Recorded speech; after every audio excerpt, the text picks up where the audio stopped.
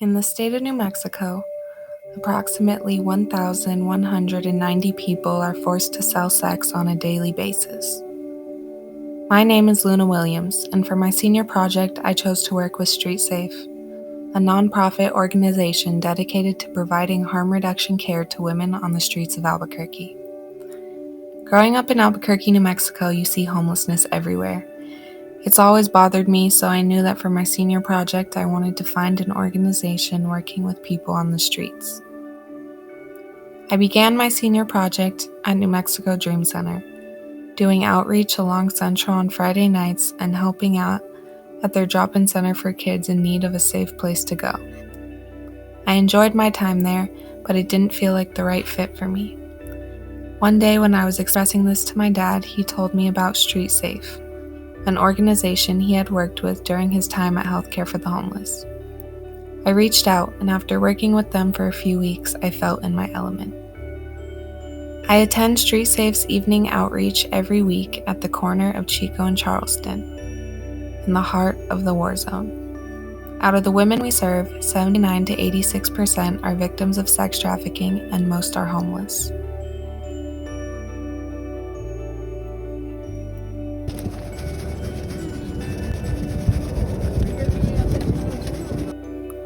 At our outreach, we give out clothes and supplies,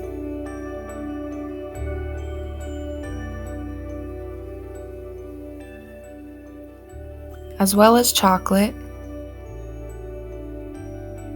and handheld weapons such as pepper spray. Lastly, we give out our bad guy list. We also help women on individual levels with housing and personal issues. After doing outreach for many months, I've made connections with some of our clients and volunteers, as well as the founders Christine Barber and Cindy Aramijo.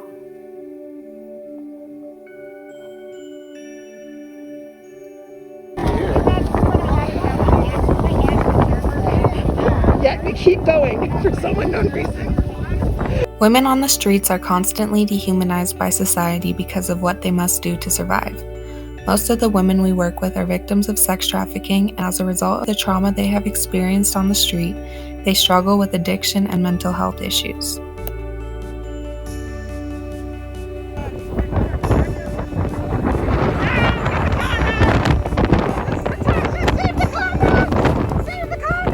The dehumanization of women in the sex trade justifies the violence and discrimination they face. 91% of the women of streets of Albuquerque identify as women of color, and 80% were born in New Mexico. This is no coincidence, this is a social justice issue. One of the main causes of death for women we work with is murder. The women we serve constantly see and experience violence, usually at the hands of men and police officers. In order to keep the women aware of what to look out for in the area, we collect reports of attacks and post them weekly on our bad guy list, which we hand out every Friday at outreach. Sometimes the work we do becomes overwhelming and disappointing. It's hard to learn the truth about what people are up against, and even harder to fight back against systems of oppression in place.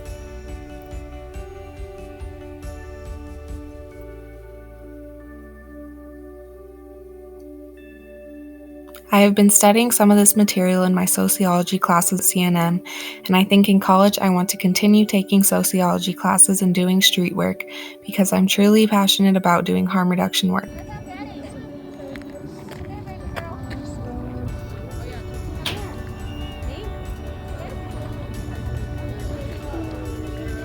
Over my time at Street Safe, I have developed the skill of being able to recognize who's being trafficked and who is not, just by observing what they're wearing, their demeanor, and by the things they take at our outreach. Something I bring to Street Safe is the perspective of a young person. When we see a woman at outreach that is potentially being trafficked, I usually am the one who goes and tries to talk to them because they're more likely to feel talking to someone around the same age as them.